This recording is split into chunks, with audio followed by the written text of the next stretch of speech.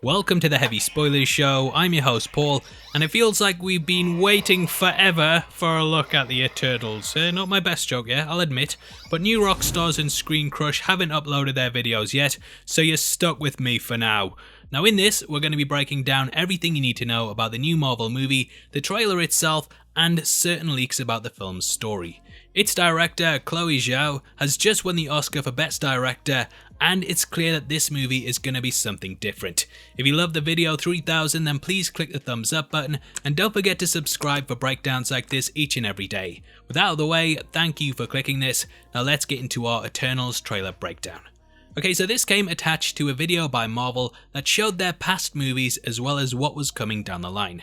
Not only did it showcase some brand new and unseen footage from Black Widow, but it also contained several new scenes from Shang-Chi. This included him using a knife against Death Dealer in a moment that was very reminiscent of Bucky fighting against Captain America.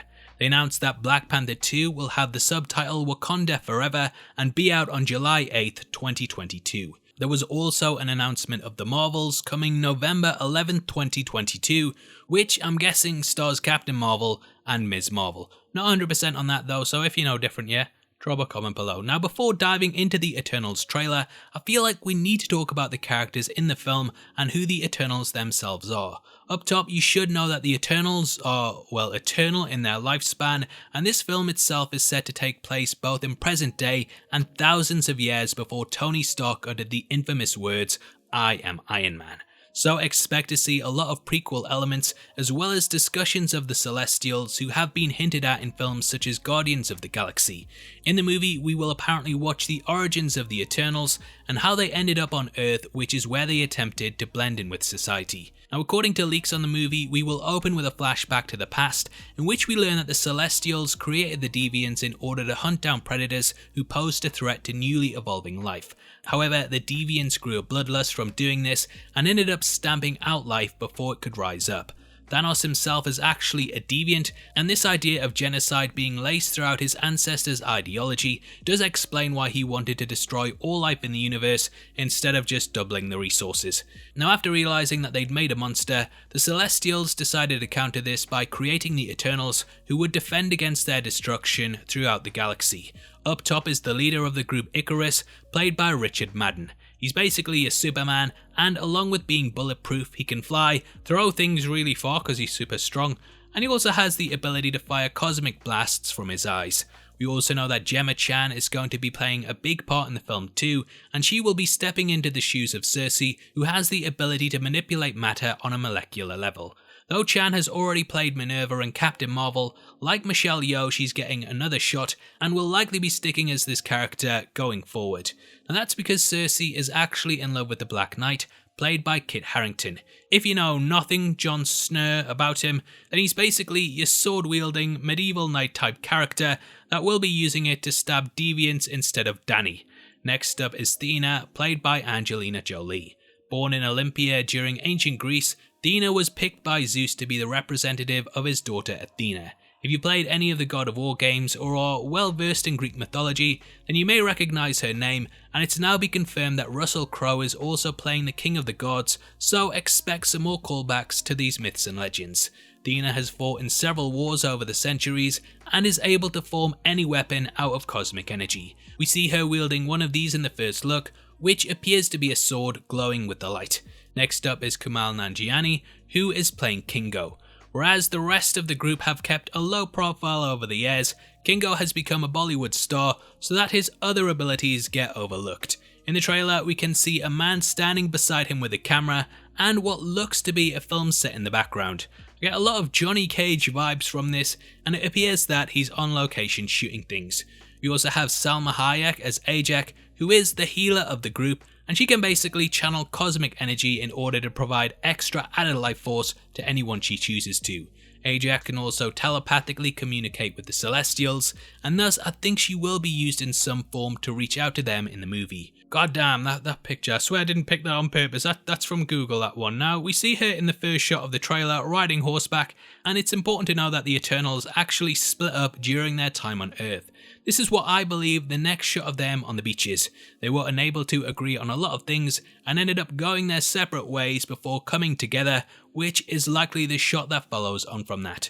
You can catch Cersei at a similar location at one point, making me believe that she has come here to talk things out with Ajax. We also have Brian Tyree Henry as Phastos, who is the inventor of the Eternals.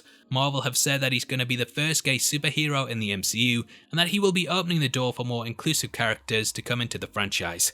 Over the millennia, he has worked in the shadows helping humanity to grow technologically, and he's got his fingers in more things than Tony Stark. Next up is Lauren Ridloff as Makkari, who has superhuman speed and can be seen showing this off in the trailer. Makkari is also deaf, so it's going to be interesting to see how they handle this in the movie.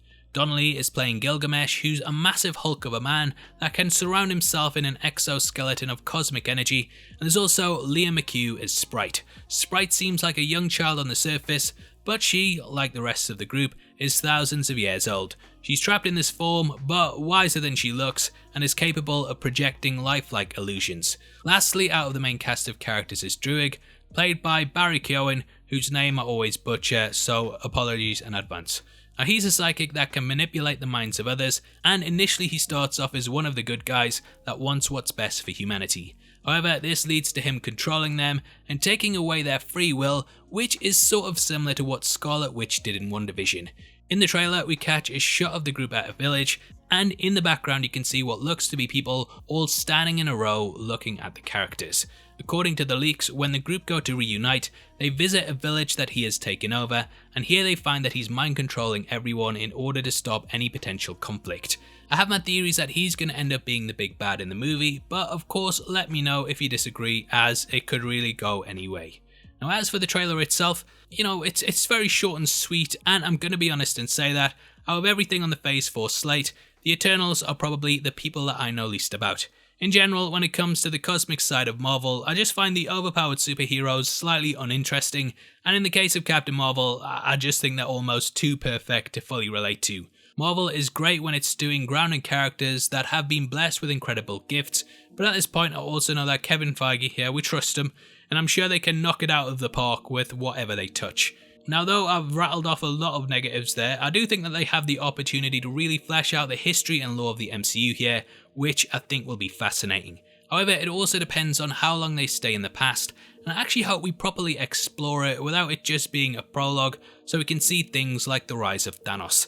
There's so little that we know about the history of the universe, and the Celestials are fascinating creatures that pretty much shape the galaxy to be the way that it is. So lots of things to explore, and I know I've criticised them for perhaps being too godly, but I do think Marvel will be able to give these characters something that people will find some common ground with.